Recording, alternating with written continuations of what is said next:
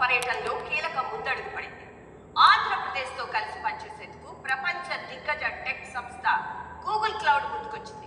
CM Chandrababu ప్రతిపాదనలపై సానుకూలంగా ప్రత్యేక తెలంగాణ కోసం 1200 మంది అమరులైతే వారిని గుర్తించేందుకు 12 ఏళ్లు సరిపోలేదా అని జనసేన అధ్యక్షుడు డిప్యూటీ సీఎం పవన్ కళ్యాణ్ ప్రశ్నించారు.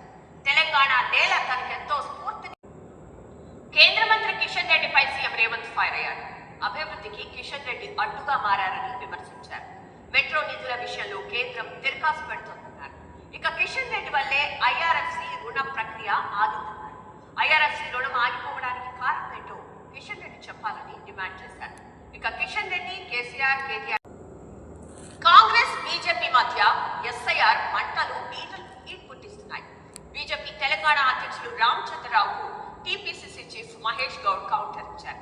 లింగ్డో హయాంలో చేపట్టిన సర్కి బీజేపీ చేస్తున్న సర్కు తేడా రామచంద్రరావు తెలుసుకోవాలని చురుకులంటించారు.